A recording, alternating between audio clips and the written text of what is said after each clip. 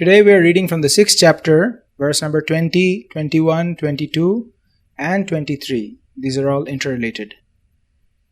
Yatro paramate chittam niruddham yoga sevaya yatra chaivatmanatmanam pashyan atmani tushyati sukham atyantikam yattad buddhigrahyam vetti yatra na chaivayam stitaschalati tattvataha yam labdhva chaparam labham manyantenadhikam tatah yasmin sthito na dukkhena guruna api vichalyate tam vidya dukkha samyoga viyogam yoga sangitam. Translation. In the stage of perfection called trance or samadhi, one's mind is completely restrained from material mental activities by practice of yoga. This perfection is characterized by one's ability to see the self by the pure mind and to relish and rejoice in the self. In that joyous state, one is situated in boundless transcendental happiness, realized through transcendental senses. Established thus, one never departs from the truth, and upon gaining this, he thinks there is no greater gain. Being situated in such a position, one is never shaken even in the midst of greatest difficulty. This indeed is actual freedom from all miseries arising from material contact.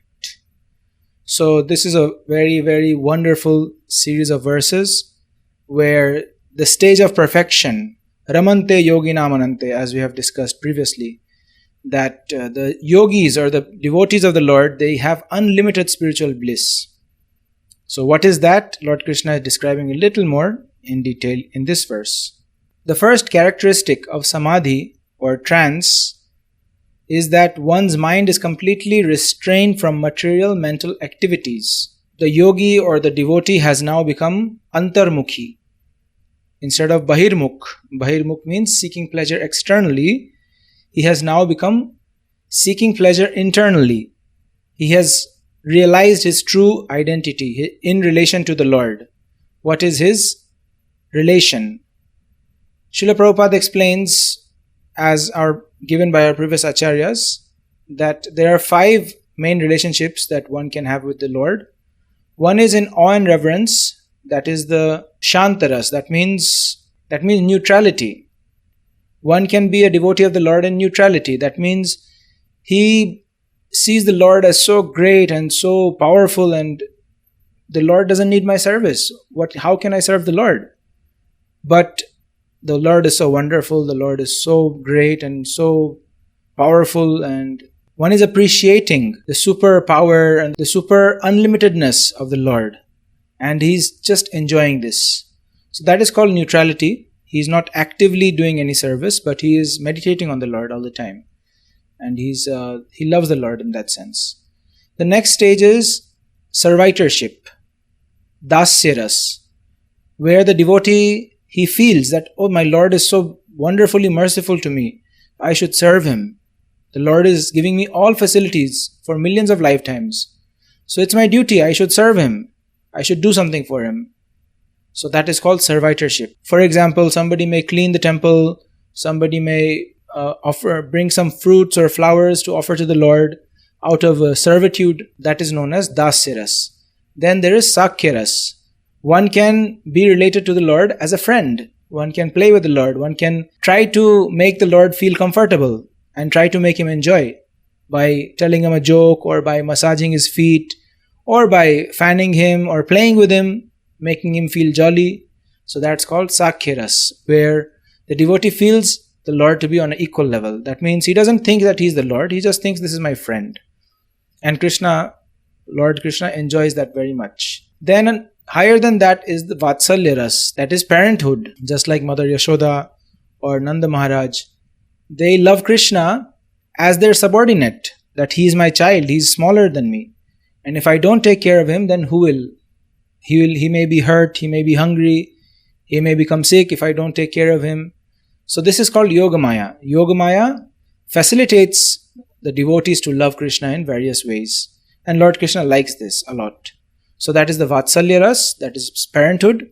And the fifth one is madhurya ras, that is loving relation. Just like a wife and husband, the wife completely surrenders to the husband and always tries to please him. Whatever the husband wants, the wife tries to do that. So there are gopis, there are many queens of Lord Krishna in Dwarka, they are all in the madhurya ras.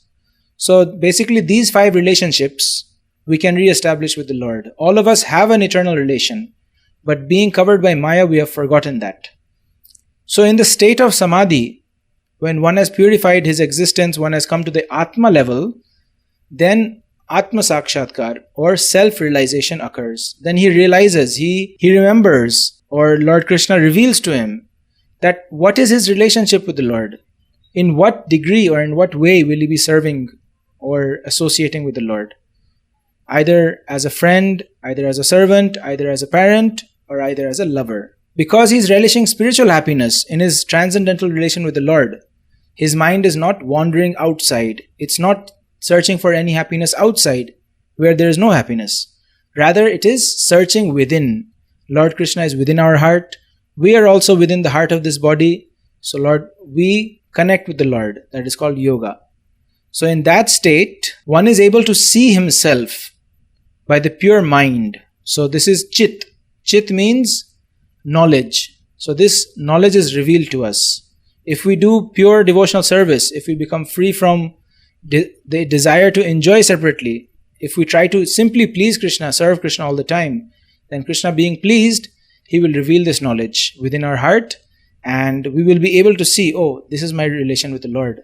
And engaged in that relation, we will feel supreme happiness and relish and rejoice in the self. So that is the state of samadhi, or that is the state of Brahma Bhuta Sthiti. In that joyous state, one is situated in boundless transcendental happiness. So the happiness that we are experiencing now is material happiness, which has a beginning and an end, and it causes distress. Material happiness leads to distress. But spiritual happiness doesn't have a beginning, it doesn't have an end.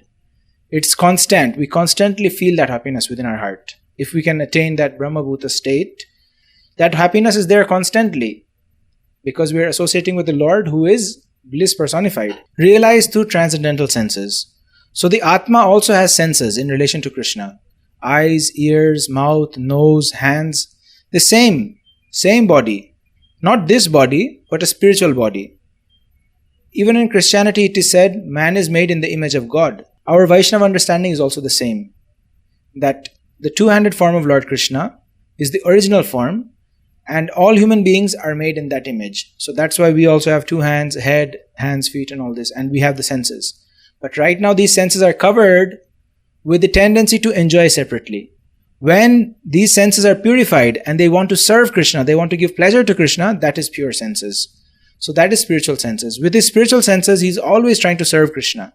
He's always trying to massage Lord Krishna, he's trying to feed something to Lord Krishna, he's playing with Lord Krishna, or he's dressing him, he's bathing him, or so many services are there. Established thus, one never departs from the truth. So once situated in that pure knowledge, one never forgets that. He always, in any situation of life, he remembers that and he feels very happy within. And upon gaining this, he thinks there is no greater gain. This is the test, whether it is spiritual happiness or it is material happiness. If it is actually spiritual happiness, then we will feel that there is nothing higher than this. This is the highest. This is the best thing. Anything of this world will seem so insignificant. So if that actually happens, if we experience that kind of happiness, then we can realize that it is spiritual happiness. But if there is some other material allurement and we are being affected by that, that means that we have yet not achieved that spiritual happiness. Achieving that, the soul becomes completely satisfied and peaceful. So upon gaining that, he thinks there is no greater gain. Once he comes to his original position, he feels at home. This is me and this is just what I want. I don't want anything else. I just want to enjoy, play with Krishna, serve Krishna, make Krishna feel happy in that relationship. Being situated in such a position, one is never shaken even in the midst of greatest difficulty. This is another test, that how difficult our material life may be. Ultimately, this is not the reality. This may be compared to a simulation where, according to our previous desires, Lord Krishna has arranged the 3 modes and the material nature to give us this body and to act in certain ways. And because of our karma, we face different situations. But actually, it's not happening to us. It's happening to this body. But because we identify with this body, so we think that it is happening to us, and we feel pain or pleasure and all these emotions. So once he is situated in his original position, he considers this material condition or this material experience to be almost like a dream. That means it is going on, it is not illusion completely, it is happening, but it is temporary and it will finish soon. So in that sense, he is not disturbed by any of the situations he faces in the material world. This indeed is actual freedom from all misery arising from material contact. And only then is he completely free from material conditions and material distress. When he has a strong footing, he knows that I am not this body. I am in relation to Lord Krishna, this is my relationship. And he's just waiting when the day will come, I leave this body and I enter Goloka Vrindavan in that relationship and serve Krishna for eternity. So in essence, this is spirituality. This is the goal of Gaudiya Vaishnavas, or this is the goal of spirituality, what we are following. Hare Krishna.